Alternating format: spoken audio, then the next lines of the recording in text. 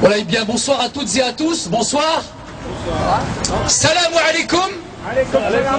Je suis vraiment très heureux d'être ici ce soir avec vous. Je ne pensais pas qu'il y aurait autant de monde face à cette neige.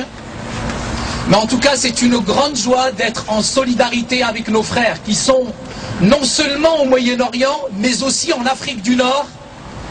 Et ce soir, vous dire, je ne sais pas quel crime j'ai commis que celui d'avoir choisi le Christ. Bien entendu, j'étais musulman pratiquant.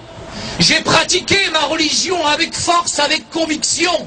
Mais le jour où j'ai véritablement lu la Bible, j'ai lu le plus bon, le plus grand des messages qui me disait « Aimez vos ennemis, bénissez ceux qui vous maudissent, faites du bien à ceux qui vous maltraitent. » Et le jour où je me suis converti à Christ, c'est incroyable les problèmes que j'ai eus. J'avais pas de problème quand j'étais un voyou, j'avais pas de problème avant, mais le jour où j'ai accepté Jésus, c'est là où les ennemis se sont dressés.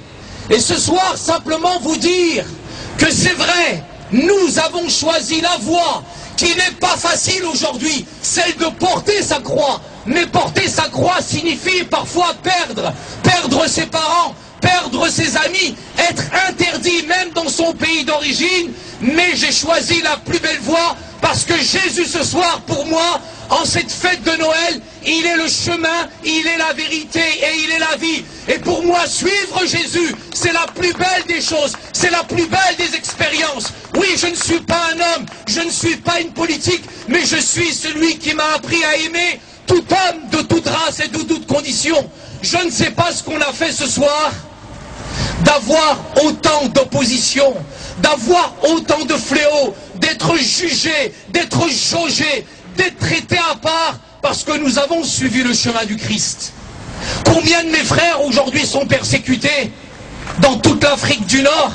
Combien sont persécutés au Pakistan? Combien sont condamnés à mort en Arabie Saoudite? Et sans gêne aujourd'hui en France, quand les Saoudiens arrivent sur les Champs-Élysées, on déballe le tapis rouge.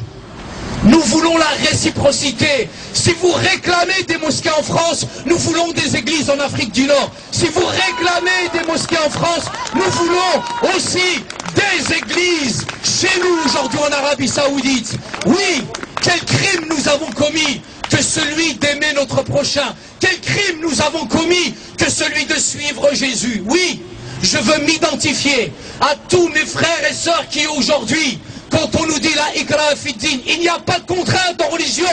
Allez en Afrique du Nord, allez au Pakistan, allez en Iran, et vous verrez la réalité aujourd'hui de cet islam politique qui est en train de nous brimer, qui est en train de persécuter nos frères et sœurs. Oui, nous avons une arme.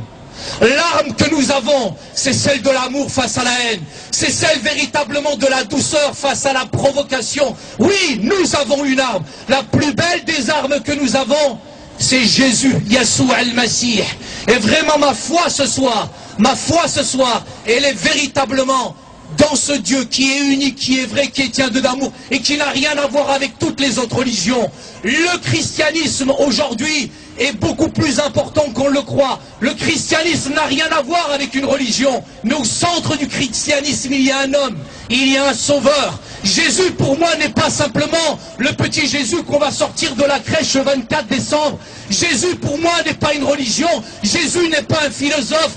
Jésus est véritablement le sauveur du monde. Jésus n'est pas simplement une vérité historique, mais ça a été mon expérience spirituelle. Le jour où j'ai lu que Jésus était le chemin, la vérité et la vie, le jour où j'ai lu que c'était lui qui pouvait prendre mes péchés, mes erreurs, j'ai accepté le sauveur parce qu'il a les paroles de la vie. Il est le pain descendu du ciel. Et pour moi, c'est une expérience qui est personnelle, que je veux transmettre aujourd'hui en France, face aussi à cette persécution matérialiste, face à ces chrétiens en France qui sont endormis et qui ne s'identifient pas à tous ceux qui sont persécutés en Afrique du Nord. Je veux véritablement ce soir, l'islam ne fait pas peur. C'est pas l'islam qui me fait peur, c'est les chrétiens qui me font peur en France, face à cette fragilité, cette frisonnité et aussi cette légèreté que nous avons. Nous avons des convictions et ces convictions véritablement, il faut véritablement, je n'ai pas honte de Jésus. Si tu as honte de Jésus, il aura honte de toi là-bas. Je n'ai pas honte de Jésus. Parce que Jésus m'aime. Et il aime chacun d'entre nous. Dieu ne regarde pas l'apparence ce soir. Ce que Dieu regarde véritablement, c'est ton cœur.